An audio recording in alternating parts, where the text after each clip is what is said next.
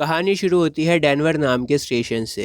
Station पर बहुत ज़्यादा भीड़ भाड़ है पैसेंजर्स की, और डेनवर स्टेशन पर B&M एक्सप्रेस नाम की एक ट्रेन आकर खड़ी होती है। मैं आपको बता दूं कि ये ट्रेन ईस्ट डायरेक्शन में जाएगी। B&M एक्सप्रेस ट्रेन के कोच में बेहद ही खूबसूरत लड़की आकर बैठी होती है। बहुत ही बढ़िया उसका स्टाइल है। खूबसूरत लड़की बहुत ज़्यादा ट्रैवल करती रहती है, इसीलिए उसके आसपास उसके आजू बाजू ट्रैवलिंग से रिलेटेड जो कुछ भी सामान चाहिए होता है वो सब उसके पास में था।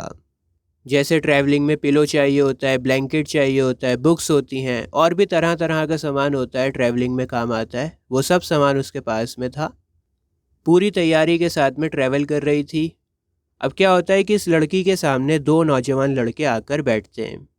उन दोनों लड़कों में से एक लड़का बड़ा हैंडसम था, बहुत ही कॉन्फिडेंट था, बोल्ड था, उसके एक्सप्रेशंस, उसका मैनर बहुत ही बढ़िया था। और दूसरा लड़का जो था वो मैला कुचैला रफ था, उसका चेहरा डिप्रेस लग रहा था, बड़ा परेशान लग रहा था। लेकिन उसके मसल्स बने हुए थे, भारी जिस्म था उसका, और उसकी ड्रेसिंग भी रफ थी। दोस्तों, मैं आपको बता दूं कि इन दोनों लड़कों के हाथों में ना हथकड़ी बंधी हुई है। एक हथकड़ी दोनों के हाथों में बंधी हुई है, लॉक है। तो सीन कुछ इस तरह का है कि जिस खूबसूरत लड़की की बात मैंने आपको स्टार्टिंग में बताई थी, उसी लड़की के सामने वाली सीट्स खाली थीं, और ये दो नौजवान लड़के उसके सामने आकर बैठ जाते हैं। इस तरह की सीटिंग होती है ज़्यादातर ट्रेन्स में, आमने सामने लोग बैठे होते हैं। तो जब ये दोनों आकर बैठते हैं तो लड़की की नज़र इन दोनों लड़कों के ऊपर पड़ती है। पहले तो उसने कोई ख़ास इंटरेस्ट नहीं दिखाया लड़कों में, लेकिन फिर जब उसकी निगाह ध्यान से दूसरे वाले लड़के के ऊपर पड़ी तो उसका चेहरे पर मुस्कुराहट आ गई। उसका चेहरा गुलाबी हो गया। दूसरे लड़के को देखकर उसका चेहरा बड़ा निखर गया, ग्लो आ गया। वो दूसरे लड़के को जानती थी, तो उसने दूसरे लड़के से हाथ मिलाने के लिए हाथ आगे बढ़ाया। लड़की ने हाथ में ग्रे कलर का ग्लव पहन रखा था। जब लड़की ने बोलना शुरू किया तो उसकी आवाज़ बड़ी मधुर थी। लड़की बड़ी बातूनी थी और वो चाहती थी कि जब वो किसी से बात करे तो दूसरा बंदा उसकी बात को सुने। लड़कियां तो वैसे बातूनी ही होती हैं। दोस्तों, मैं आपको बताऊं कि सामने जो दो बंदे बैठे हुए थे ना, उनमें से एक का नाम है मिस्टर ईस्टर्न। मिस्टर ईस्टर्न को ये खूबसूरत लड़की जानती है, लेकिन मिस्टर ईस्टर्न ने लड़की को ग्रीट नहीं किया, उससे नहीं मिले। तो वो लड़की मिस्टर ईस्टर्न से कहती है कि मिस्टर ईस्टर्न, अगर आप चाहते हैं कि पहले मैं बोलूं, मैं कन्वर्सेशन को स्टार्ट करूं तो ठीक है। क्या आप अपने पुराने दोस्तों को नहीं पहचानते हो? जो दोस्त आपको वेस्ट में मिले थे उनको भूल गए हो क्या? दोस्तों, उन दोनों आदमियों में से मिस्टर ईस्टर्न की उम्र कम थी, और मिस्टर ईस्टर्न कुछ और ही ख्यालों में खोए हुए हैं, कुछ और ही सोच रहे हैं। लेकिन जब उन्होंने उस लड़की की आवाज़ को सुना तो वो एकदम से होश में आ गए, एकदम से चौंक गए। और जब उन्होंने देखा कि उनके सामने वो लड़की बैठी हुई है तो उन्हें बड़ी शर्मिंदगी हुई। लेकिन एम्बेरसमेंट को साइड में करते हुए उन्होंने अपना लेफ़्ट हैंड आगे बढ़ाया हाथ मिलाने के लिए। हम सब जानते हैं कि जब भी आप हाथ मिलाते हैं किसी से तो सीधा हाथ मिलाते हैं, लेकिन सीधे हाथ पर तो हथकड़ी बंधी हुई है, तो इसीलिए उन्होंने अपने लेफ़्ट हैंड आगे बढ़ाया हाथ मिलाने को। अब लड़की का था राइट हैंड, और मिस्टर ईस्टर्न ने लेफ़्ट हैंड आगे बढ़ाया, तो दोनों हाथ कैसे मिल पाते? भाई, सीधे हाथ से सीधा हाथ मिलता है, उल्टे से उल्टा मिलता है। तो मिस्टर ईस्टर्न ने क्या करा, लड़की ने जो राइट हैंड आगे बढ़ाया था ना हाथ मिलाने के लिए, उस राइट हैंड की उंगलियों को पीछे से पकड़ लिया अपने लेफ़्ट हैंड से। लड़की का नाम था फेयरचाइल्ड। तो मिस्टर ईस्टर्न ने अपने होठों पर मुस्कुराहट के साथ कहा, मिस फेयरचाइल्ड, मेरे दूसरे हाथ को माफ़ कर दो, अभी वो थोड़ा बिजी है। राइट हैंड कहाँ पर बिजी है ये दिखाने के लिए मिस्टर ईस्टर्न ने अपने राइट हैंड को थोड़ा सा ऊपर किया, और जब मिस फेयरचाइल्ड ने हाथ में बंधी चमकती हुई हथकड़ी को देखा तो उनके होश उड़ गए। मिस फेयरचाइल्ड डर गई हथकड़ी को देख के। लड़की के चेहरे की चमक उड़ गई और उसका मुंह खुला का खुला रह गया। अब लड़की के ये एक्सप्रेशंस को देखकर ईस्टर्न को थोड़ा सा अजीब लगता है। कहते ना झेप मिटाना, तो वो हंसकर अपनी झेप मिटा रहा था ईस्टर्न, और ईस्टर्न कुछ बोलने ही वाला था कि तभी उसका जो साथ वाला लड़का था ना, वो उसको रोकता है। दूसरा वाला लड़का बड़ी बारीकी से चुपके चुपके लड़की को ऑब्जर्व कर रहा था, और उसकी चालाक निगाहों ने लड़की के बदलते हाव भाव को, उसके एक्सप्रेशंस को नोटिस कर लिया था। अब दूसरा लड़का कहता है कि मैं बीच में बोलने के लिए माफ़ी चाहता हूँ, लेकिन आप एक मार्शल के सामने बैठी हुई हैं। मैं एक कैदी हूँ, 7 साल से नकली नोटों को छापने का धंधा कर रहा था। फाइनली ये भाई साहब मुझे लेवनवर्थ नाम के एक जेल में लेकर जा रहे हैं। मैं आपसे गुजारिश करता हूँ कि आप इनसे कहें कि मेरे बारे में कुछ अच्छी बातें बोल दें जब हम जेल में पहुँचें। अगर आप इनसे कहेंगी तो ये ज़रूर जेल पहुंचने पर मेरे लिए कुछ बातें कहेंगे और मेरे लिए थोड़ी सी आसानी हो जाएगी। जैसे फॉर एग्ज़ाम्पल मान लो आपके स्कूल के जो प्रिंसिपल हैं वो आपके ताऊ जी हैं, तो अगर आपके ताऊ जी ने टीचर से कह दिया कि ज़रा ध्यान रखना हमारा लड़का है, तो चीज़ें बड़ी आसान हो जाएंगी आपके लिए, बढ़िया मार्क्स मिलेंगे, टीचर्स भी आपसे संभल के बात करेंगे।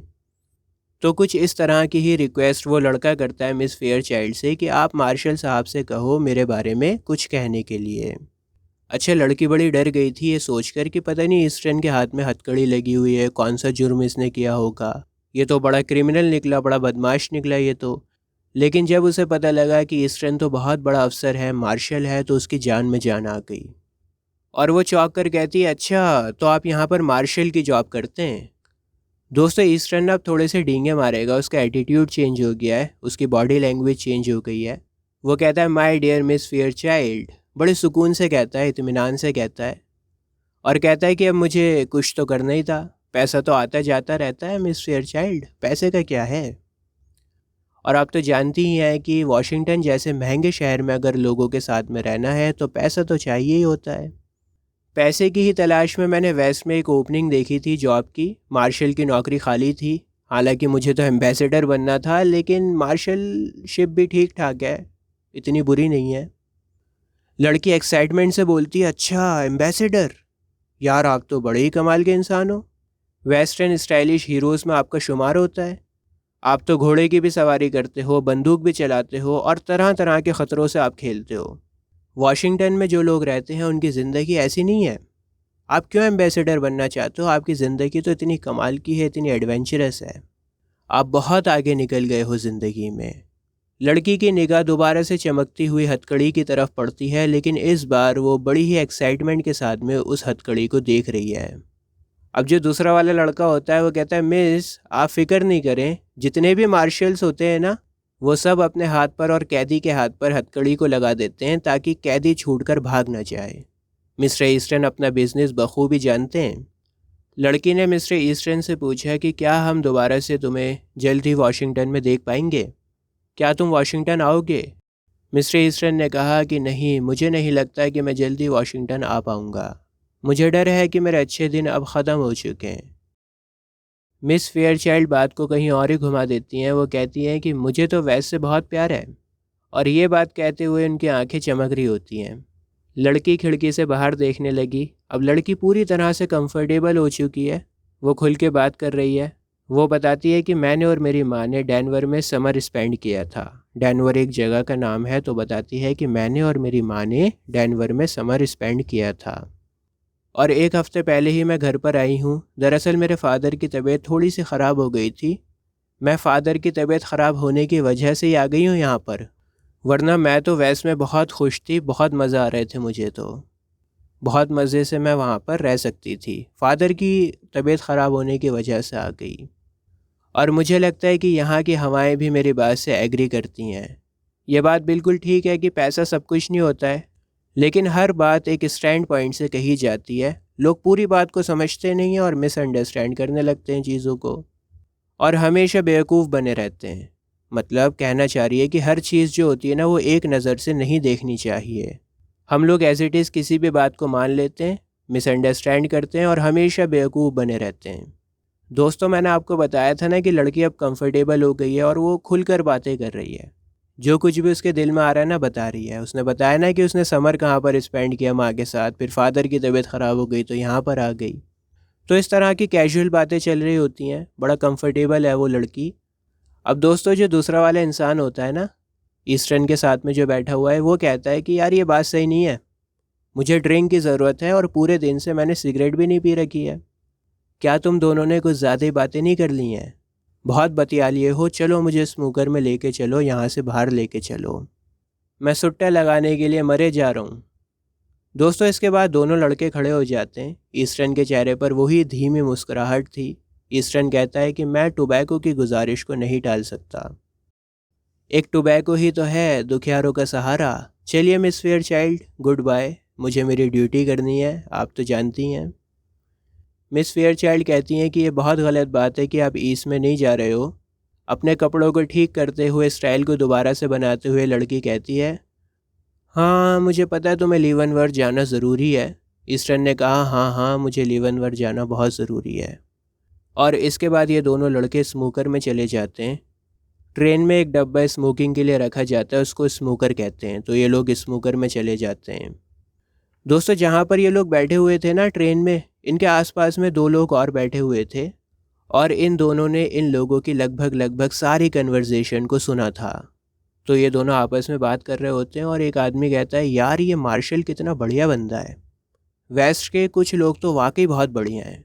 अब दूसरा बंदा कहता है यार एक बात बताओ, ये मार्शल कुछ ज़्यादा यंग नहीं था?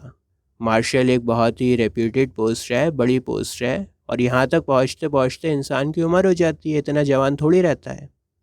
लेकिन ये मार्शल बड़ा जवान था। दूसरा आदमी कहता है जवान क्यों?